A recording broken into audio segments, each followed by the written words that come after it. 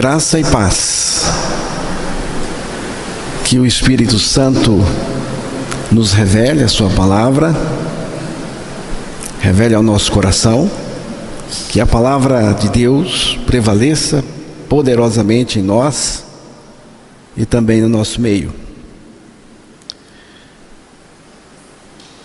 Hoje vamos pensar um pouco sobre o nascimento de Jesus Cristo, de Cristo Jesus, o Natal. Não sabemos exatamente o dia em que ele nasceu, pelo menos eu não sei, e certamente ele não nasceu no dia 25 de dezembro, mas ele nasceu. E o que importa para mim é que ele nasceu. O nascimento de Jesus foi muito importante e é muito importante para nós, para a sua igreja, para mim. E vamos tomar o texto de Mateus, capítulo 2, versículos de 1 a 12. Vamos ouvir essa leitura. Mateus, capítulo 2, versículos de 1 a 12. Tendo Jesus nascido em Belém da Judeia, em dias do rei Herodes, eis que vieram uns magos do Oriente a Jerusalém e perguntavam: onde está o recém-nascido rei dos judeus? Porque vimos a sua estrela no Oriente e viemos para adorá-lo. Tendo ouvido isso, alarmou-se o rei Herodes e com ele toda a Jerusalém. Então, convocando todos os principais sacerdotes e escribas do povo, indagava deles onde o Cristo deveria nascer. Em Belém da Judeia, responderam eles, porque assim está escrito por intermédio do profeta: e tu, Belém, terra de Judá, não és de modo algum a menor entre as principais de Judá, porque de ti sairá o guia que há de apacentar o meu povo Israel. Com isso, Herodes, tendo chamado secretamente os magos, inquiriu deles com precisão quanto ao tempo em que a estrela aparecera. E enviando-os a Belém, disse-lhes: ide e informar-vos cuidadosamente a respeito do menino, e quando o tiverdes encontrado, avisai-me, para eu também ir adorá-lo. Depois de ouvirem o rei, partiram, e eis que a estrela que viram no Oriente os precedia, até que chegando parou sobre onde estava o menino. E vendo eles a estrela, alegraram-se com grande e intenso júbilo. Entrando na casa, viram o menino com Maria sua mãe. Prostrando-se, o adoraram, e abrindo os seus tesouros, entregaram-lhe suas ofertas: ouro, incenso e mirra. Sendo por divina advertência prevenidos em sonho para não voltarem à presença de Herodes, regressaram por outro caminho à sua terra. Que Deus revele a sua palavra aos nossos corações. Este texto chama muita atenção, pelo menos a minha atenção, em relação à adoração desses sábios, homens sábios, que vieram de longe para adorar uma criança recém-nascida. A tradição diz que eram 3, mas a palavra de Deus, as Escrituras, não reconhecem que eram 3, nem revelam os seus nomes. Admite-se que eram 3 por causa dos 3 tipos de presentes que eles ofereceram ao Senhor Jesus ouro, incenso e mirra. Mas isso é só especulação em relação de 3. A palavra de Deus diz assim: eis que vieram uns magos, a palavra aqui sábios, do Oriente a Jerusalém. O texto já foi lido, Mateus 2:1. Uns magos sábios. Uns pode ser 2, 3 ou mais. Por que e para que eles vieram? Vieram por causa de uma revelação que Deus mesmo deu a eles. Vieram para adorar e perguntavam: onde está o recém-nascido Rei dos Judeus? Porque vimos a sua estrela no Oriente e viemos para adorá-lo. Eles creram na revelação de Deus acerca de Cristo, pois disseram: viemos adorá-lo. Essa palavra adorar aqui está indicando que eles sabiam e também criam que aquele menino era o próprio Deus. Era Deus. Vieram por causa de uma visão aqui de uma revelação, orientação de Deus. A visão daquilo que Deus revela, que Deus fala, que Deus mostra. A visão de Deus e daquilo que Deus revela é o primeiro passo para adorar o Senhor. Não são visões místicas de qualquer tipo, mas a visão da revelação de Deus. Provérbios capítulo 29, versículo 18. Vamos ouvir a leitura deste texto. Não havendo profecia, o povo se corrompe, mas o que guarda a lei, esse é feliz. Não havendo profecia, o povo se corrompe. Profecia aqui é a pregação da palavra. Mas o que guarda a lei, e lei aqui é também a palavra de Deus, esse é feliz. Aqui é a versão ARA. Eu anotei também na versão NVI. Onde não há revelação divina, porque é o sentido do texto. Onde não há revelação divina, o povo se desvia. Mas como é feliz quem obedece à lei, que é a palavra de Deus. Então, irmãos, onde não há revelação de Deus, onde não há direção de Deus, haverá desordem, confusão, porque é isso, porque é assim quando não se obedece à lei. Um país que suas leis não são cumpridas, obedecidas, é uma bagunça.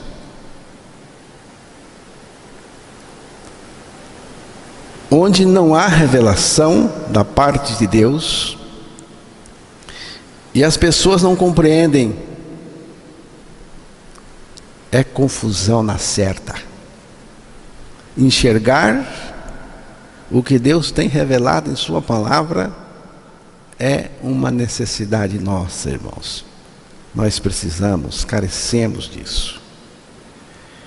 Eu só posso conhecer Deus se Ele se revelar para mim por meio da sua palavra. Se eu não tenho a revelação de Deus, eu vou criar confusão. Eu vou criar bagunça. A minha vida sem a revelação do Senhor é uma bagunça.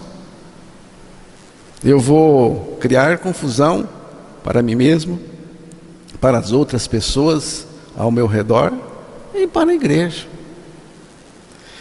Fazer coisas sem a revelação da parte de Deus, o resultado é o mesmo de um carro desenfreado e ladeira abaixo. Sem a revelação de Deus, você e eu não temos a menor chance de entrar na realidade espiritual. Porque muita gente não entra. Tem religião, canta, ora, tem obras, tem exercício religioso, mas não entra na realidade espiritual. E nós precisamos entrar. A primeira coisa que existe para adorar é decifrar a revelação de Deus. E é Deus mesmo que faz isso. Nós precisamos conhecer a verdade. Que verdade? A verdade do Verbo de Deus que se fez carne e habitou entre nós. E a revelação não para aqui. Mas vamos começar aqui, porque estamos falando disso. Mateus 2 está falando do Verbo que se fez carne. João capítulo 1, versículos 1 e 14.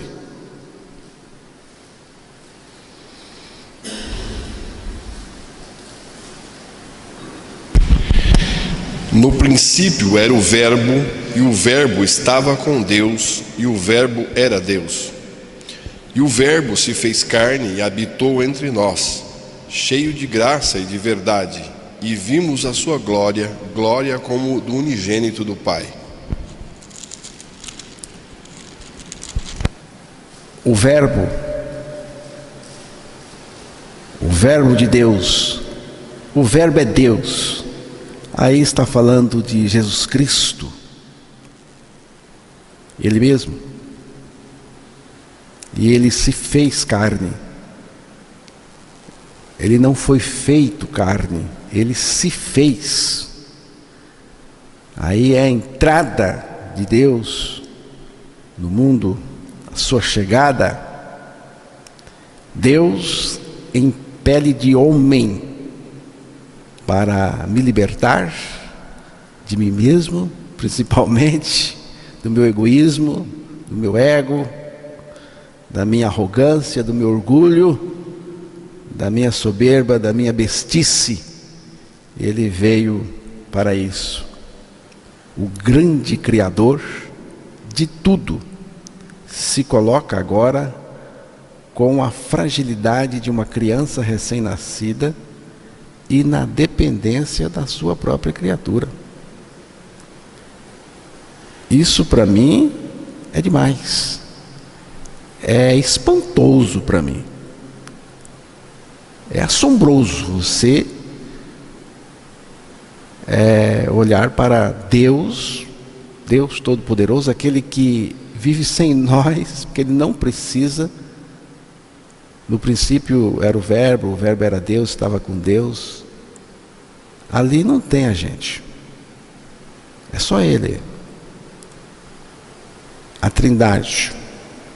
Porque eu creio que tem um só Deus, que se manifesta em 3 pessoas. Assim eu creio. Esse Deus se faz gente, ele vem. Aqui temos uma dificuldade muito grande de compreensão. Por quê? Porque é difícil na nossa cabeça, que é uma cabeça limitada, a minha é,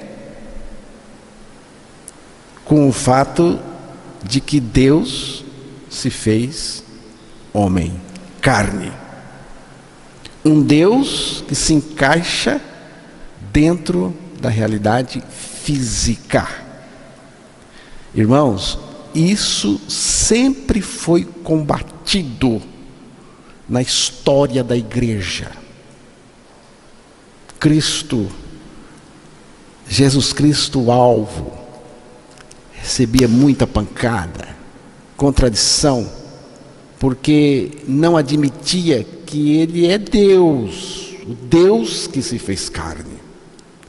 E continua até hoje, irmãos, quer seja pelos acadêmicos, como também por grupos religiosos que não aceitam Jesus Cristo como Deus, ensinam isso. Tem coisa que não cabe na nossa cabeça, por mais inteligente que seja a pessoa, não cabe. E uma dessas coisas que não cabe é a encarnação do próprio Deus, Jeová, do Eu Sou, Deus Todo-Poderoso. Eu fico assombrado diante da encarnação de Deus, porque isso não é coisa que se chegue pelo raciocínio humano. Tem que ter revelação.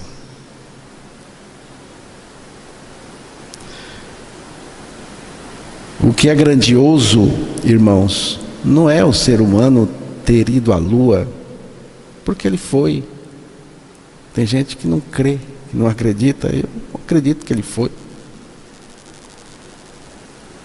O que é grandioso não é o homem, a NASA, estar se preparando para visitar Marte. O que é grandioso mesmo é Deus, sendo quem Ele é, deixar a sua habitação e descer e vir à terra, ao mundo, por nós. Isto sim é grande. Mas o que é mais espantoso ainda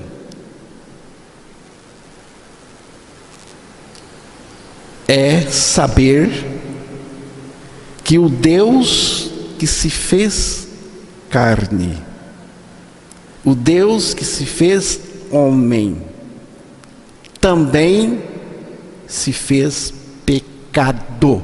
Aqui é que não entra mesmo na cabeça do ser humano. Segunda carta aos Coríntios, capítulo 5, versículo 21.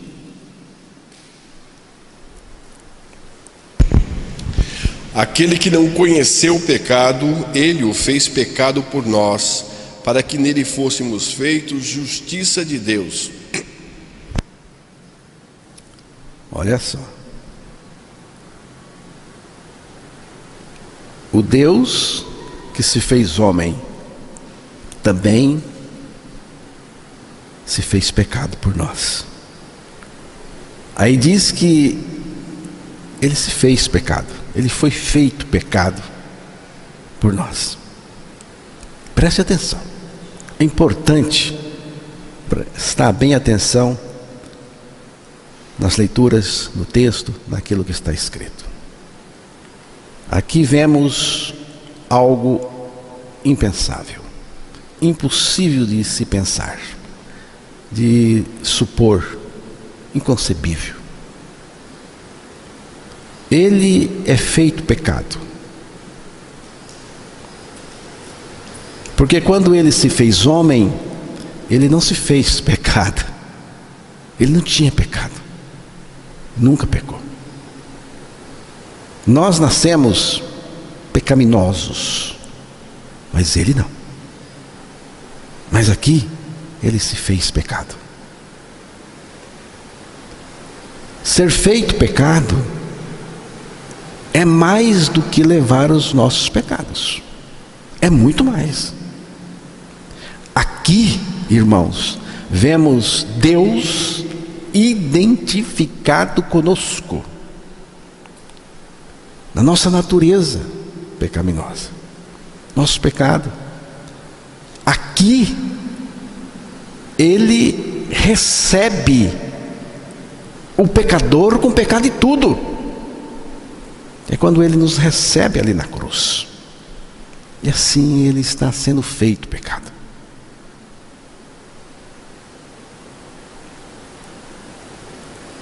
E esta morte que nós passamos ali em Cristo na cruz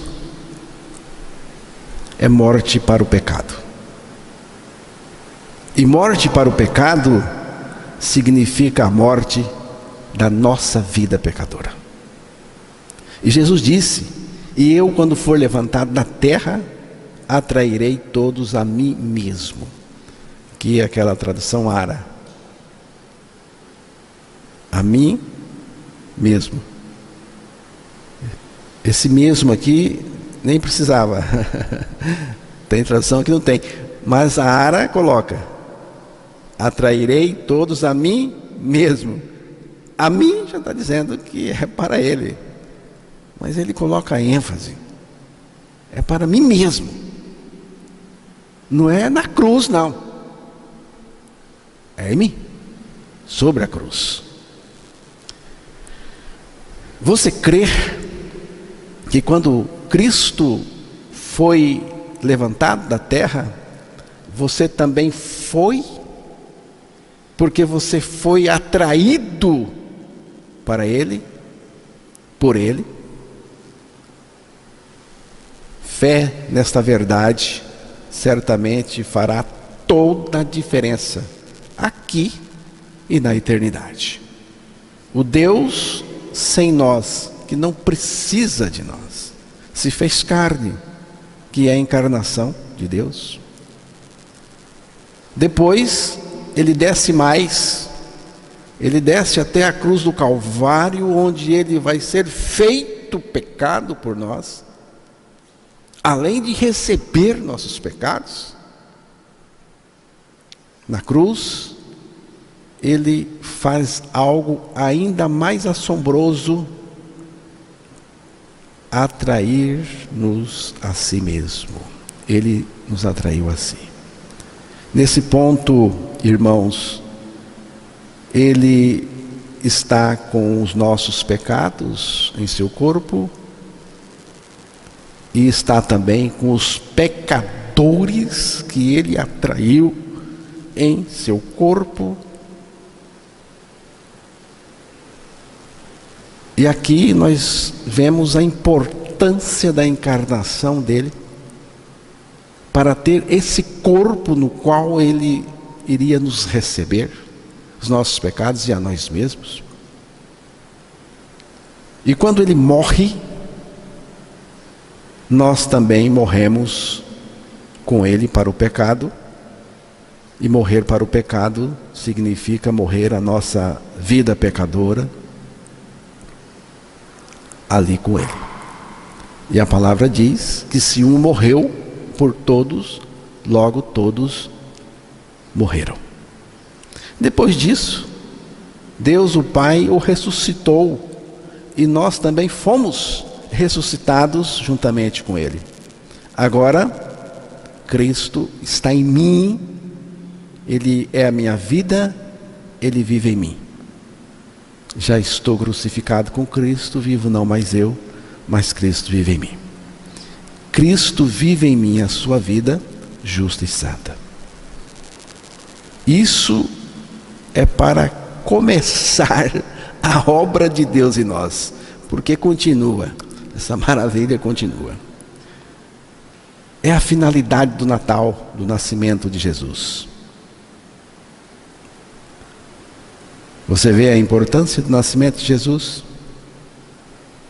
A sabedoria de Deus colocou Cristo na cruz para morrer a nossa morte e fazer com que aquela morte fosse a nossa morte com Ele para o pecado. Ele foi ressuscitado para que nós também fôssemos ressuscitados juntamente com Ele, e para que Ele, ressurreto, estivesse em nós vivendo a sua vida. Cristo em mim é o ponto mais alto de toda a nossa experiência com Deus e com a sua palavra. Cristo em nós. Isto aqui é revelação de Deus ao nosso coração. Não é coisa da nossa cabeça. A gente não atinge isso com a nossa mente. Precisamos da revelação.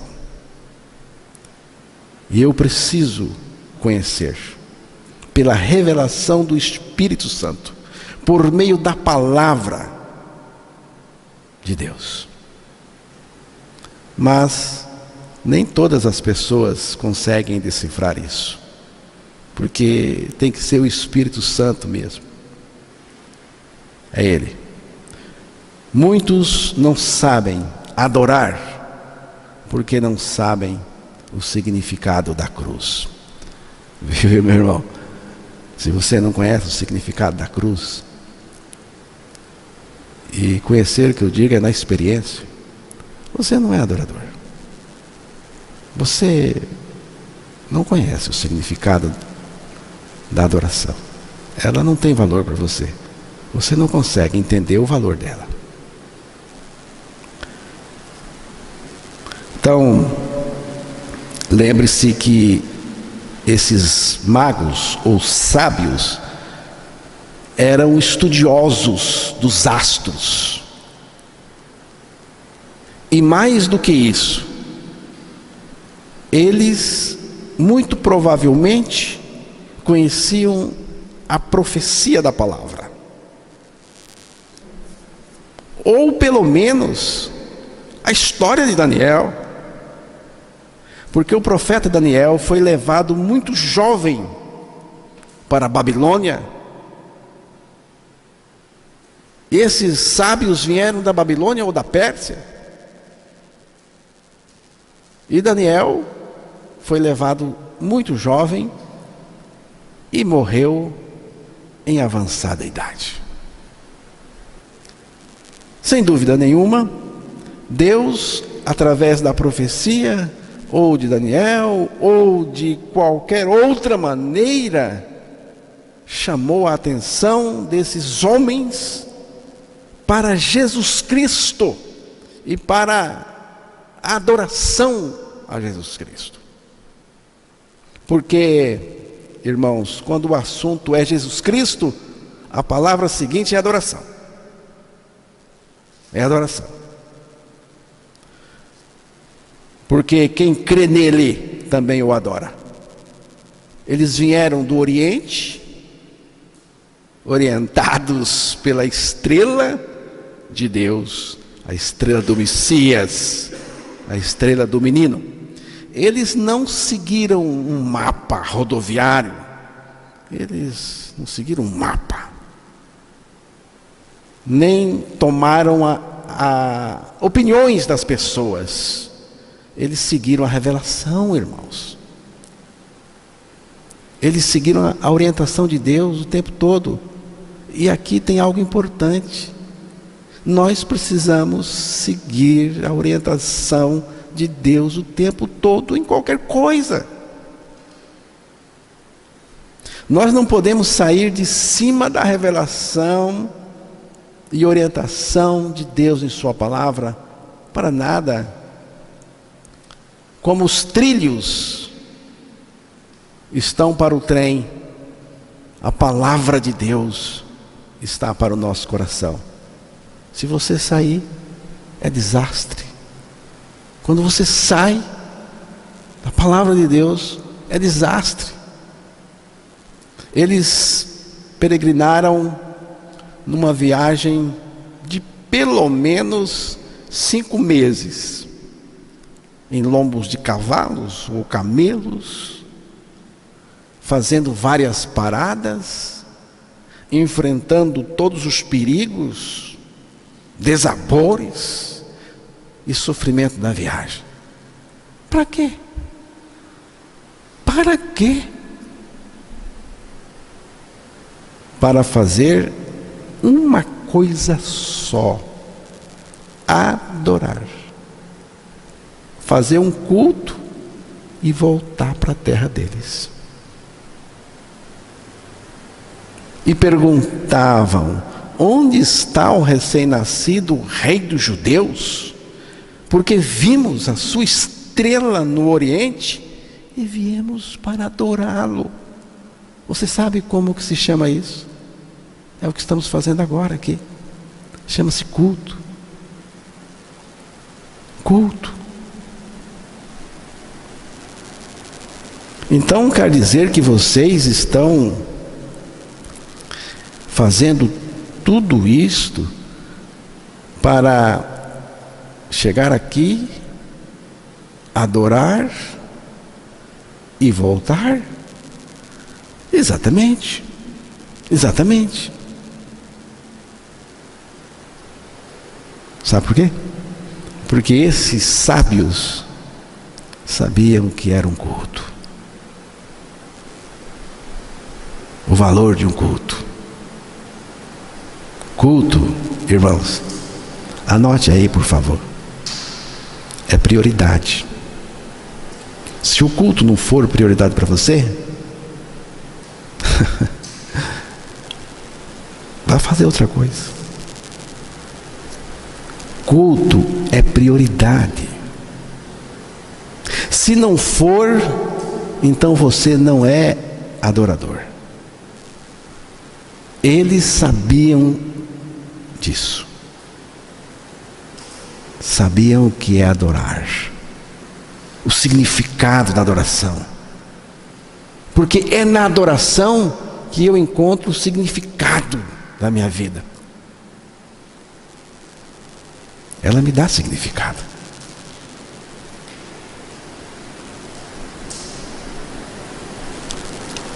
Olha que coisa interessante. Está aí nos versos 2, 3 e 4 de Mateus 2. Vamos lá, vamos ouvir.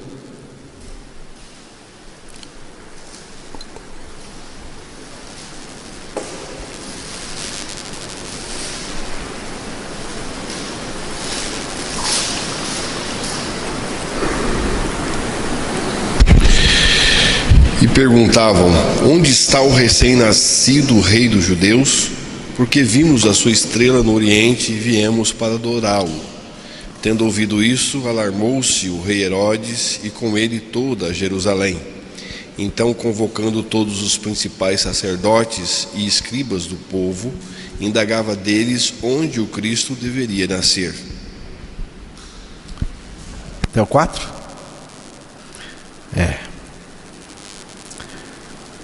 Olha que coisa interessante, irmãos. O senso radical de adoração desses homens despertou Herodes e toda Jerusalém. Desperta o mundo, desperta o demônio e os demônios.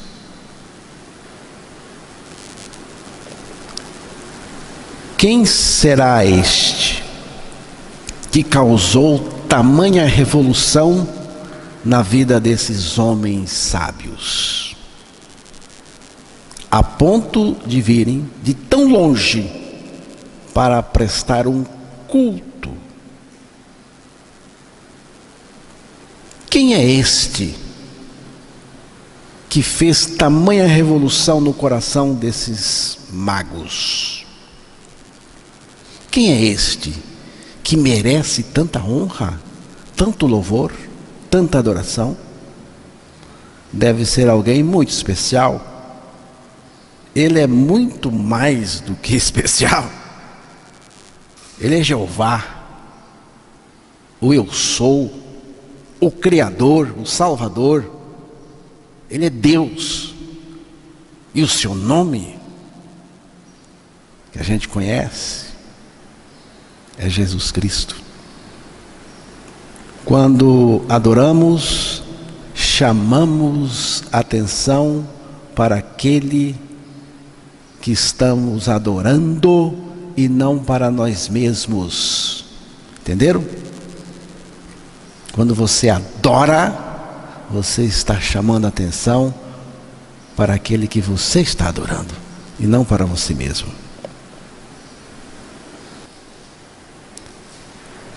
Então, irmãos, eu estou aqui para anunciar Jesus Cristo e chamar a sua atenção para Ele. Quem é este que fez com que essa gente viesse de tão longe, viajando sem conforto e com tanta dificuldade, só por causa de um gesto de adoração? Quem é esse? É Jesus. Olha, irmãos, esses sábios não pediram nada. Você viu aí na leitura? Eles não pediram nada. Eles eram adoradores e não aproveitadores. Eles vieram para servir e não para serem servidos.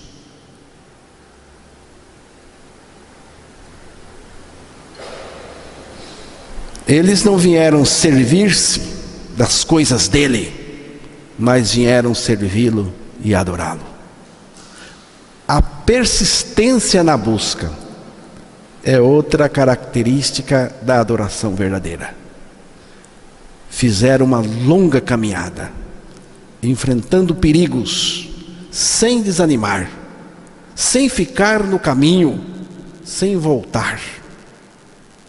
O objetivo da caminhada era um só: a busca do menino para adorá-lo.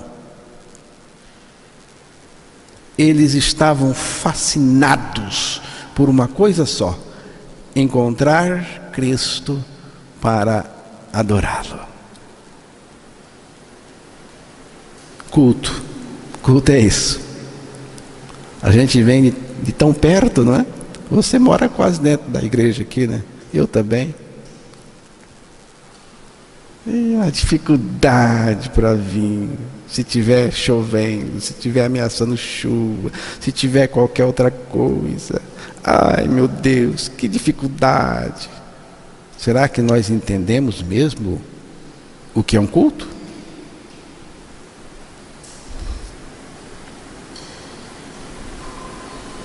As pessoas, em razão dos empecilhos e obstáculos, vão ficando desanimadas e vão ficando pelo caminho, voltam. Mas eles não perderam o objetivo. Adorar é uma questão de vida ou morte. Adorar é uma questão de vida ou morte. Esses homens me chamam a atenção para o valor singular da adoração. A adoração não tem concorrência. Quando o assunto é adoração, tudo mais tem que ficar à parte. Se você compreende esse conceito, você é adorador. Mas se você não compreende, ainda não compreende também o que é adoração.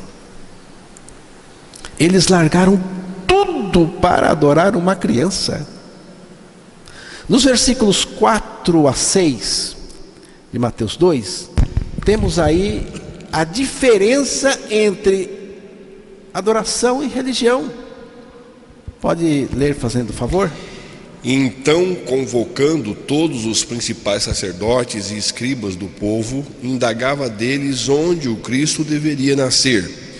Em Belém da Judeia, responderam eles, porque assim está escrito por intermédio do profeta: E tu, Belém, terra de Judá, não és de modo algum a menor entre as principais de Judá, porque de ti sairá o guia que há de apacentar o meu povo Israel. Herodes já estava alarmado, apavorado. Mandou chamar os principais sacerdotes e escribas, gente que conhecia, gente religiosa, que sabia tudo, e provou que sabia, porque citou o texto certo para Herodes, com detalhes. Tinha religião, tinha conhecimento, mas não tinha adoração, não tinha Jesus como alvo da vida deles, porque eles não foram lá. Cuidado com religião.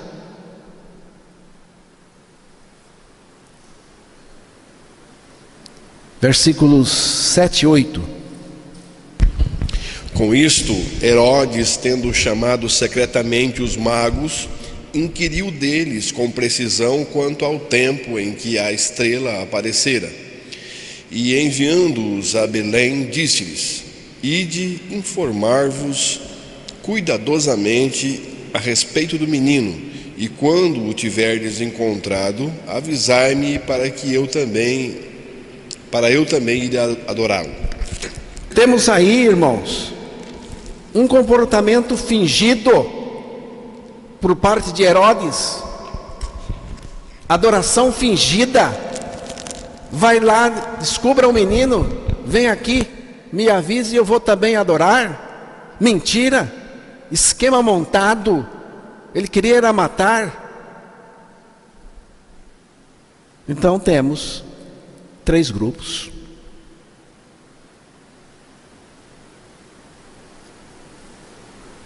Principais sacerdotes, escribas, conhecedores, mas não conheciam Jesus, mas teve a oportunidade de conhecer. Por que não foram com os sábios? Por que não foram? Herodes, o fingido,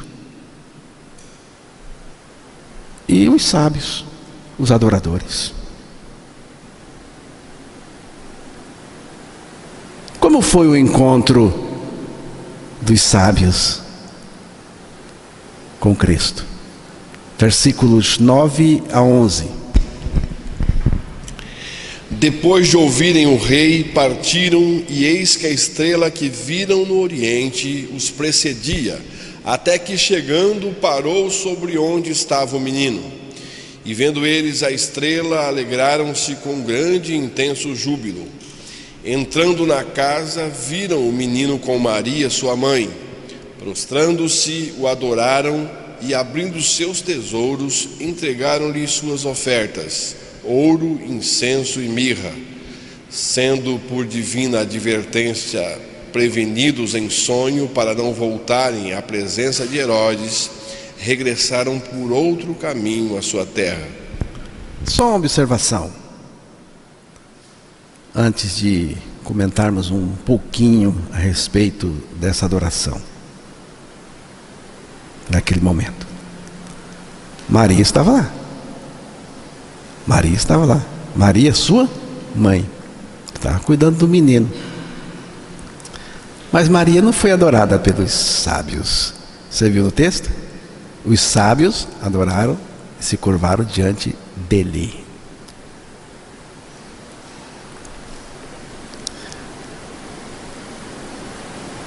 Depois de ouvirem o rei, partiram.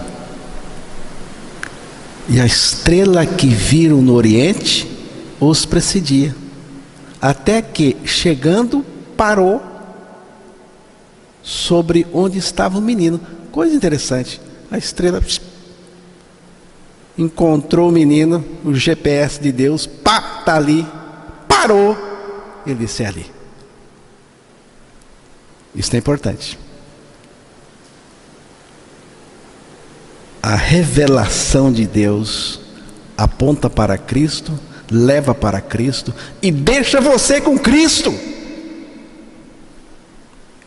A estrela parou sobre onde estava o menino?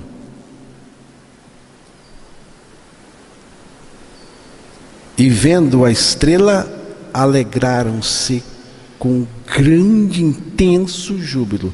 Olha a primeira coisa aqui. Alegraram-se com grande, intenso júbilo. Entraram na casa, viram o menino com Maria sua mãe. Prostrando-se, o adoraram. É o menino. E abrindo seus tesouros, entregaram-lhe suas ofertas: ouro, incenso e mirra. Prostrando-se, o adoraram. Cadê os outros? Cadê os principais sacerdotes? Cadê os escribas? Cadê Herodes? Os sábios curvaram-se, com o rosto em terra. Diante de quem? Da criança, que é Cristo Jesus. Curvaram-se para adorá-lo. E nós temos que estar curvados dentro de nós o tempo todo. O que é isto? É quebrantamento, irmãos. Não haverá adoração enquanto não haver quebrantamento de coração. Quebrantamento fala de quebrar, quebranto, ruptura. Tem um texto aqui em Marcos 14:3 que diz assim: veio uma mulher trazendo um vaso de alabastro com preciosíssimo perfume de nardo puro, e quebrando o alabastro, o vaso, derramou o bálsamo sobre a cabeça de Jesus, e o cheiro encheu aquela casa, né? Você vê? Foi preciso quebrar o vaso. Quebrou o vaso para liberar aquele perfume tão precioso. É preciso quebrar alguma coisa em nós, irmãos. Nossa vida pecadora tem que quebrar. Ela tem que ser rompida, para que o perfume de Cristo se manifeste em nós. Quebrantamento. Adoração é lugar de gente que se curva até topar a cara no lugar de onde veio, o pó. Alguém já disse corretamente: humano é o humus que se colocou de pé, e humilde é o homem que volta ao humus, o lugar da sua origem. Na adoração, eu preciso saber quem eu sou e quem Ele é. Eu não sou nada, mas Ele é tudo, para mim e em mim. Adoração é a humildade do homem para a exaltação de Deus. Você exalta Deus com a sua humildade. Os sábios ofereceram na adoração 3 coisas: ouro, que é o reconhecimento da realeza. Então eles estavam reconhecendo que Ele era rei, o rei dos reis, Senhor dos senhores. Incenso é o reconhecimento da sua divindade. O incenso é a nossa adoração a Ele. Mirra, remédio amargo, e também usado para embalsamar. É o reconhecimento do sofrimento e morte do Senhor na cruz do Calvário, que nos traz cura espiritual. Você vê, a revelação foi total. Aqueles sábios conheceram a revelação total de Deus. E, sendo por divina advertência prevenidos em sonho, para não voltarem à presença de Herodes, o fingido, regressaram por outro caminho à sua terra. Isto aqui é tão maravilhoso, irmãos. Por quê? Porque do começo ao fim, eles seguiram a orientação de Deus. Do começo ao fim. Tem que ser assim com a gente. É assim que tem que ser. Não saíram da orientação da palavra por nada. Adorar é o maior privilégio que alguém pode ter na terra e no céu, tanto coletivo como individual, como no particular. Você tem colocado este assunto, adoração, como prioridade? Ou, se sobrar tempo, a gente adora? Que Deus, por sua misericórdia, trate conosco, trate comigo principalmente, para que eu possa adorar em espírito e verdade. Do mesmo modo que Deus moveu os sábios do Oriente para que fossem até Jesus e adorá-lo, que pela mesma graça divina você e eu possamos experimentar neste Natal o que eles experimentaram no encontro com o Senhor Jesus.